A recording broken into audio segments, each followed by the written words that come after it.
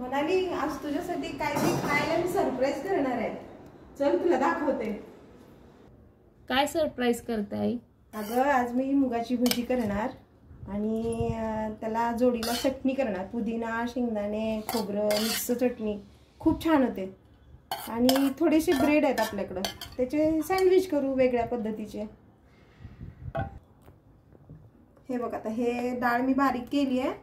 त्यात आता आपण हा कांदा घालूया. बारीक कांदा घालायचा. हा कांदा असा मी बारीक चिरलाय.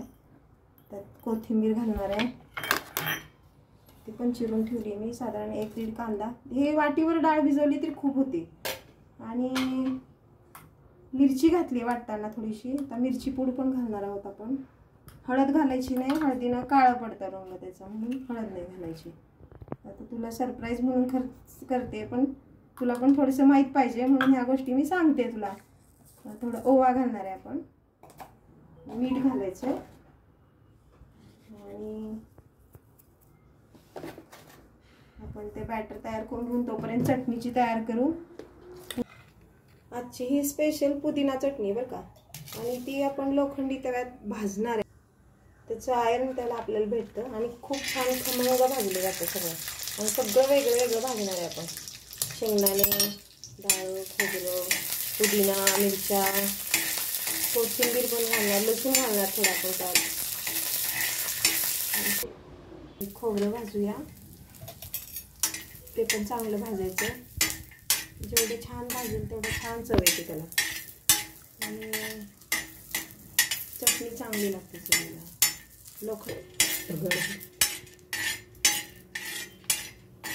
हे काय? हे डाळ भाजतोय आपण थोडंसं. जास्त नाही भाजायचं हे कमी भाजलं तरी चालते. शेंगदाणे खोबरं जरा भाजायला लागतं. जास्त पण नाही. असं थोडं लाल मिरची भाजणार आहे. मिरची पण घालायला लागेल त्यात. थोडा लसूण घालणार आहे आता आपण.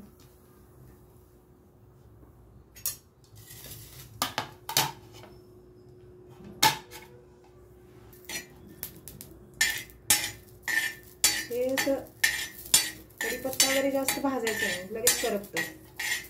त्यामुळे थोडंसं कमीच भाजायचं. तेल घातलेलं आहे. पुदिना पण थोडंसं तेलावर परतणार आहे मी. ते परतण्याच्या मागं काय की त्याचा कलर पक्का राहतो हिरवा. म्हणजे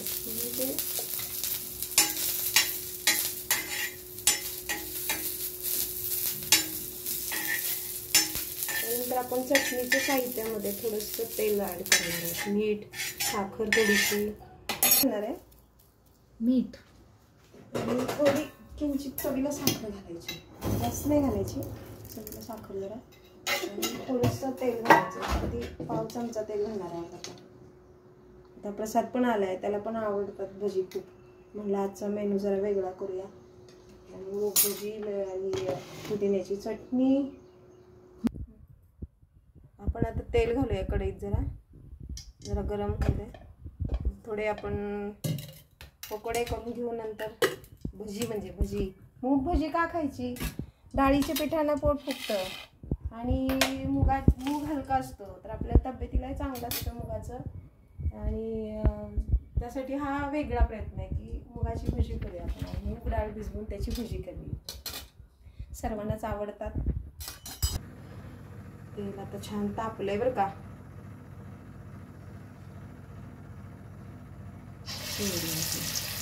त्यात हळद नाही मी घातली मुद्दामच. हळदीनं कलर काळा होतो. खरपूस अशी भाजायची कपामध्ये. छान होतं. त्याला सॉस चटणी चालतं दोन्ही पण. त्यात सोडा वगैरे काही घातलेला नाही. आणि मूग कसा पचायला हलका असतो, सर्वांना चालतो. वयस्कर लोकांना, तरुण मुलांना, लहान मुलांना मुगाचे खूप फायदे आहेत. मस्त. स्वयंपाकला अशी भजी तयार होतात चांगली. 1 वाटी मुगाच्या डाळीची भजी आहेत बरं का. किती होतात बघा. घरातले आपले 4 माणसं आरामात खाऊ शकतात. आणि पटकन 1 तास भिजवायची डाळ. 1 कांदा घालायचा. प्रमाणानुसार मीठ, कोथिंबीर, पुदिना. जर खिसले त्यात ही सँडविचची तयारी चालली आहे आपली आता.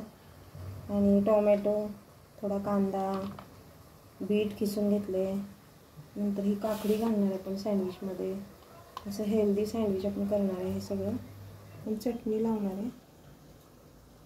सँडविचची तयारी चालली आहे. थोडीशी चटणी लावून त्याच्यावरती हे सर्व घालणार आहे आपण. असं थोडं गाजर, सगळ्या लेअर तयार करायच्या, ते छान दिसतात. आणि हा हेल्दी असते, मुलांना डब्याला चालू शकते. हे पटकन होणार आहे. काकडी,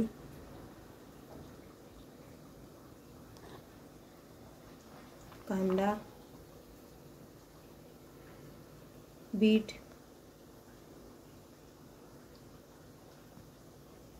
थोडा चाट मसाला घालायचा.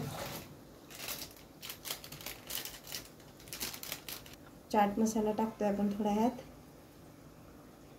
अजून छान चव येईल त्याने.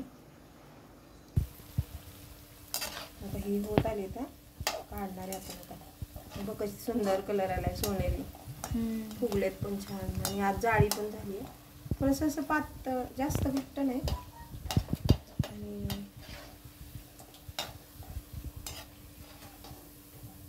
कलर बघ किती छान आलाय. पाऊस आलाय मस्त. रसात पण आलाय. हो, ह्यात आता आपण चटणी सॉस घालणार. आपण हे सँडविच तुपावर भाजणार आहे बरं का. तुपामुळं कसं आपल्याला काही त्याचा हे होत नाही. दोन्ही बाजूला चटणी लावून घेतली आहे आणि तयार झाली भजी. किती खुसखुशीत झालीत बघ. त्याला चटणी, सॉस. आणि आता हे तोडणार आहे आपण. बघ किती छान आत मस्त झालेत बघ. जाळी आली किती छान आणि हलकी झालेत खूप. हे बघ. तसंच आता हे सँडविच पण आपलं बघ व्हेजिटेबल मस्त केलं आहे आपण. ते पण किती छान झाले बघ. आणि ही मिक्स चटणी खूप छान, चवीला पण चांगली होते. आणि सगळं आपल्याला त्यात हेल्दी